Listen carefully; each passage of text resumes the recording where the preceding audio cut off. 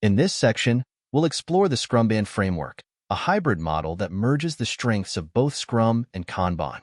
Scrumban combines the structured approach of Scrum with the flexibility of Kanban, creating a dynamic and adaptable framework. Scrumban is characterized by its semi-structured nature, drawing key elements from its parent frameworks to enhance project management. Here are some fundamental principles and functionalities of Scrumban. Visualization with the Kanban board.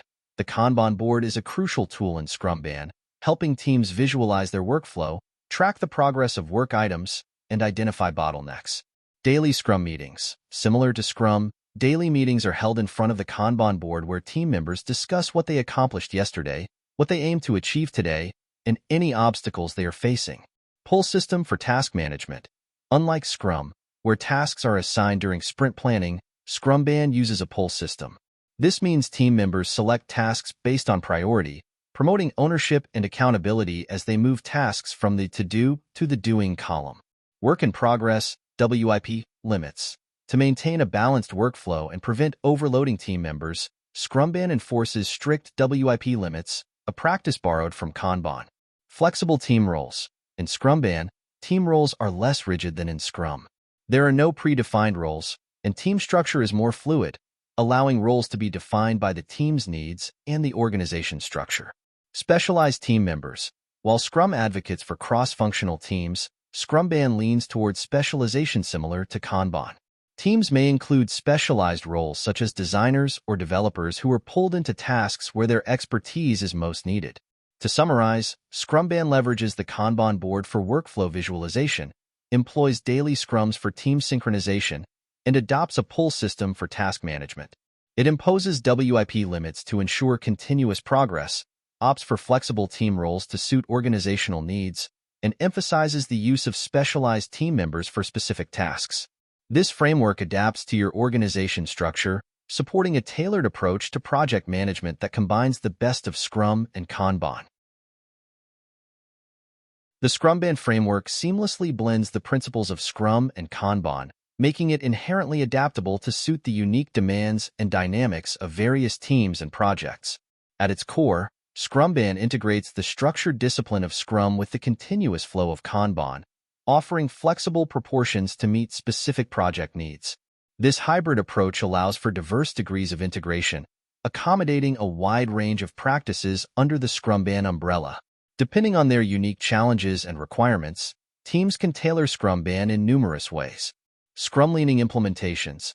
Some teams might opt to maintain a stronger emphasis on Scrum elements, incorporating structured sprints and defined roles, while using Kanban primarily for enhancing task management and visualization. Kanban-leaning adaptations. Conversely, others might start with a foundational Kanban system, gradually integrating key Scrum practices such as time-boxed retrospectives or daily stand-ups to inject more structured reflection and rhythm into their workflows. Varying focus on metrics.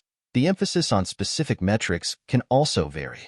Some teams might prioritize Kanban metrics like lead time and cycle time from the outset, while others may introduce these metrics gradually as their processes evolve and mature. This approach to Scrumban emphasizes that there is no one-size-fits-all method.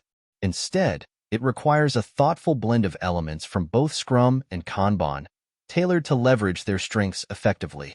Teams are encouraged to adopt a trial and improvement methodology, continuously reflecting on their practices, identifying what works, and being ready to adapt. This iterative process aligns with agile principles of responding to change, but also facilitates a deeper discussion about what best serves the team's needs. A key area of debate within the Scrumban framework centers on the use of time boxes or sprints. Some practitioners adopt fixed sprints from Scrum to structure the workflow and establish regular checkpoints for feedback and adjustments, adhering to Scrum's iterative cycles. This structured approach is appreciated for its predictability and the systematic framework it offers for evaluating progress and implementing necessary modifications. Conversely, other practitioners opt for a more fluid approach, adopting Kanban's continuous flow where tasks seamlessly progress from to-do to done, without the constraints of predefined intervals.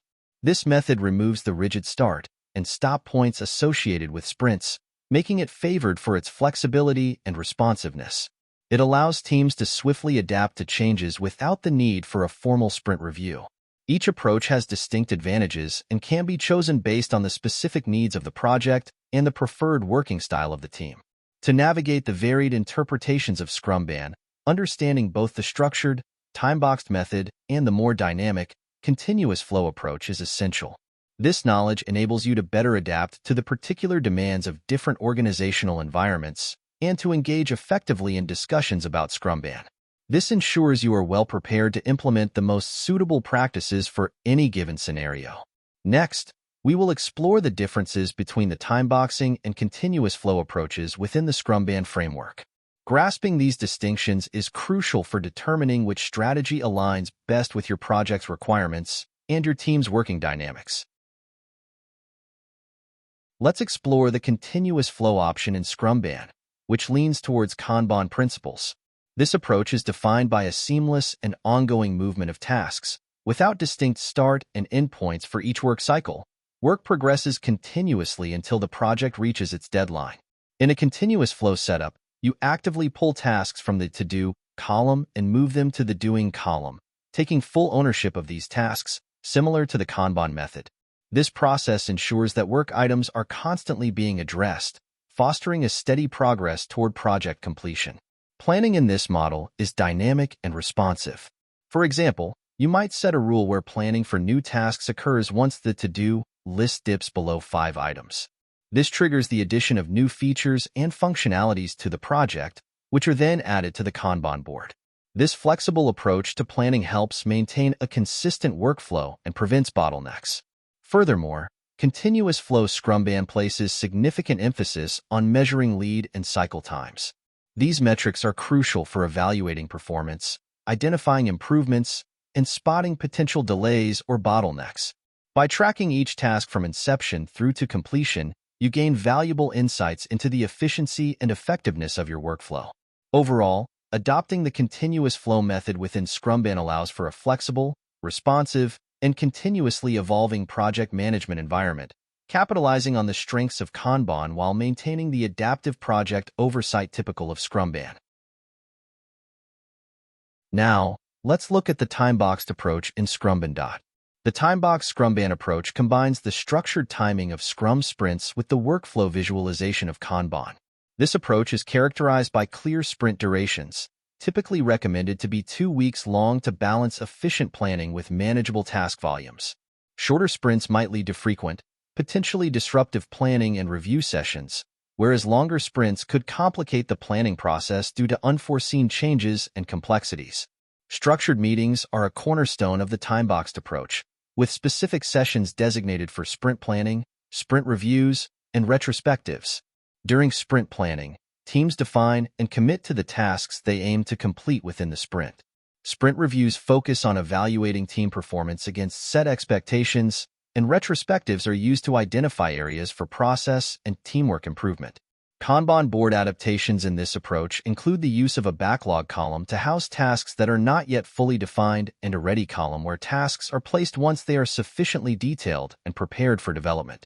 This structured flow from backlog to ready to doing to done ensures that tasks are clearly tracked through their life cycle. In terms of metrics, time-boxed Scrumban typically employs lead and cycle times to gauge task progress and identify bottlenecks. While some teams transitioning from Scrum might use burn-down charts, they are generally less recommended due to their complexity in a hybrid setting. The team organization within time-boxed Scrumban is more defined, with specific roles such as Scrum Master, Product Owner, and team members. This structure supports specialization, where team members focus on their areas of expertise within the confines of sprint-based planning and execution. This slide presents a side-by-side comparison of the continuous flow and time-boxed approaches within the Scrumban framework. It highlights the key differences in workflow, flexibility, and structure, providing a clear overview to help you understand which approach may better suit your project's needs and team dynamics. Remember, the choice between these approaches should align with your specific project requirements and the working style of your team, aiming to optimize productivity and project outcomes.